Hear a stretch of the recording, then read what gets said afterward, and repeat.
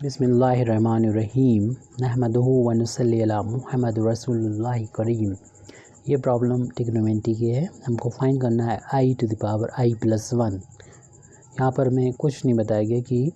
ये general value find करना है, यानी हमें जो क्वेश्चन सेंड किया गया था उसमें ये नहीं लिखा है कि प्रिंसिपल वैल्यू फाइंड करना है। तो फ़िलहाल हम दोनों ही तरीके से इसको बता देते हैं। जैसे कि हमें अगर इसमें जनरल वैल्यू फाइंड करना है तो i to the power i+1 की वैल्यू इस फार्मूले से, यानी कॉम्प्लेक्स नंबर की पावर कॉम्प्लेक्स नंबर हो तो इसे लिख सकते हैं e to the power z। Log में यहाँ पर कैपिटल लॉग का इस्तेमाल किया है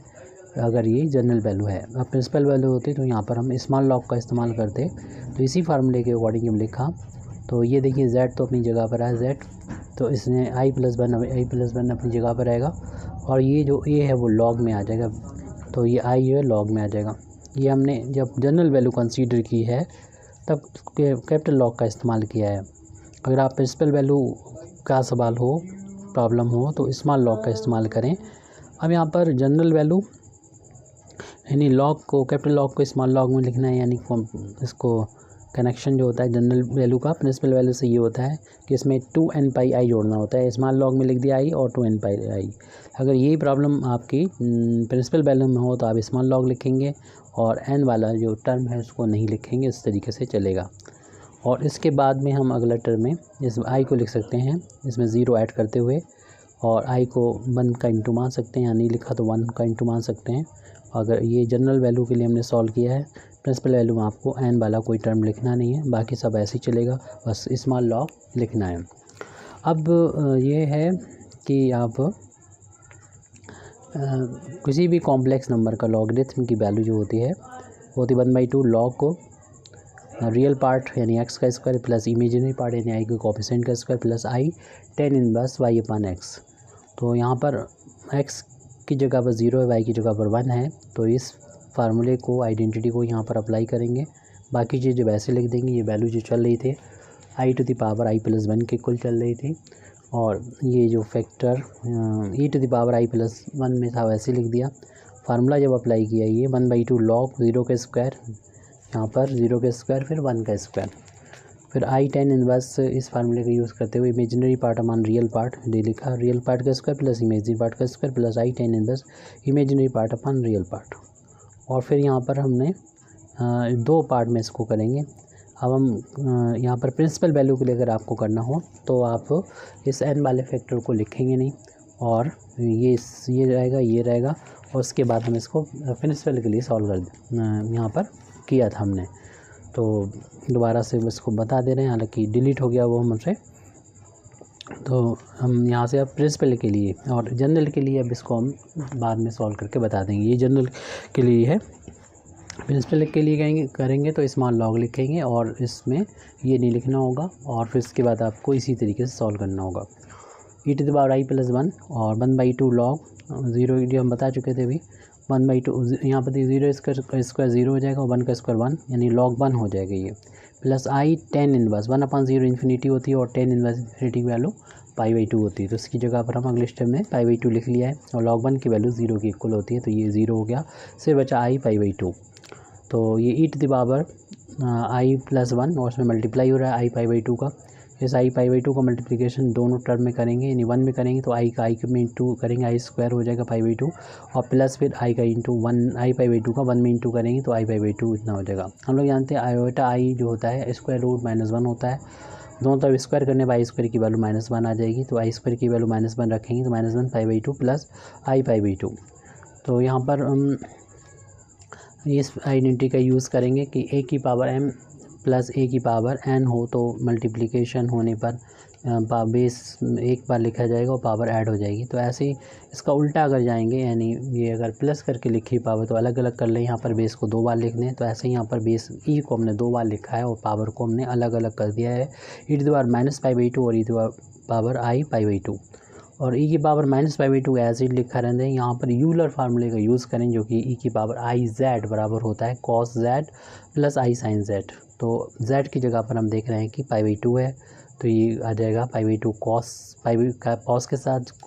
के साथ जिस तरीके से z आ चुका है cos z, प्लस फिर i sin z के यहाँ पर π/2, हम लोग जानते हैं cos पाई बाई 2 यानी cos 90 की वैल्यू 0 होती है, sin 90 की वैल्यू 1 होती है, तो ये तो 0 हो गया, ओनली i इंटू 1 i हो जाएगा। तो इस तरीके से हम देख रहे हैं कि i to the power i plus 1 equal हो गया e के power minus pi by 2 into i हो गया। i को पहले लिख दिया तो e के power i plus I E to the power i plus 1 equal to i into E to the power pi by 2, ये इसकी प्रिंसिपल वैल्यू होगी। अगर माना कि आपको जनरल वैल्यू निकालना होती तब हमने क्या करना होता, बाकी सारे काम वैसे ही करना है, यानी i to the power i plus 1 और ये इसकी वैल्यू हम अगर फाइंड करते तो देखिए ये हमने निकाल के रखा हुआ था ऊपर तक, तो आप ये ऐसे ही करें शुरू में, उसके बाद ये करना है, नहीं बाकी सारा कैलकुलेशन वही रहेगा। तो e to the power i plus 1 और ये लॉग ये 0 प्लस i इंटू 1 वैसे लिखना है। सिर्फ हमें क्या करना है 2n पर i को आगे तक चला के रखना है, बस वहाँ पर हटा दिया टर्म तो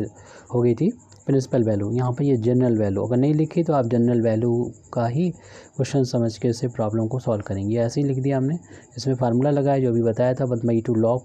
रियल पार्ट का स्क्वायर प्लस इमेजिनरी पार्ट का square plus i tan inverse imaginary part upon real part और प्लस 2n पाई i तो चल ही रहा है यहाँ पर। तो e to the power i plus 1 और ये तो वैल्यू 1 के इक्वल आ जाएगी और log 1 की वैल्यू 0 होती है, और हम लोग जानते हैं 1/0 इन्फिनिटी और tan इनवर्स इन्फिनिटी की जो वैल्यू होती है वो पाई बाई 2 के बराबर होती है, प्लस का 2n पाई i चल रहा है। अब इसमें से i कॉमन ले लें क्योंकि रियल पार्ट यहाँ पर 0 इमेजिनरी बचा हुआ है, तो e to the power i n plus 1 और i को हमने यहाँ पर कॉमन ले लिया तो ये पाई बाई 2 प्लस का 2n पाई, तो i को अंदर इन दोनों टर्म में मल्टीप्लाई कर दें तो यहाँ पर हो जाएगा i स्क्वायर प्लस का i हो जाएगा और ये पाई बाई 2 प्लस का 2n पाई, और i स्क्वायर की वैल्यू हम लोग जानते हैं कि -1 होती है और प्लस का i। अब इसमें से भी हम पाई बाई 2 को कॉमन ले सकते हैं या फिर अभी ऐसे रहने दें। 2n पाई को हम पहले लिख देंगे प्लस पाई बाई 2 और इसका इंटू दोनों टर्म में करेंगे तो e to the power minus का ये 2n पाई और प्लस का पाई बाई 2, ये तो रियल पार्ट हो गया और i का कोफिशिएंट यहाँ पर 2n पाई प्लस का पाई बाई 2 इमेजिनरी पार्ट हो गया, और यहाँ पर जैसे अलग अलग पार्ट में बांट के लिख देंगे e की power -2n pi plus pi by 2 अलग कर लें और e to the power i into 2n pi plus pi by 2 को अलग कर लें। इसमें तो हम कुछ नहीं कर सकते, इसको कुछ ना करें, इसको एज इट लिख दें 2n पाई प्लस का पाई बाई 2, यहाँ पर यूलर फार्मूला लगा दें और e की पावर i z की जगह पर ये है तो आ जाएगा cos z यानी 2n पाई प्लस का पाई बाई 2 और plus i into sine of 2n pi plus pi by 2।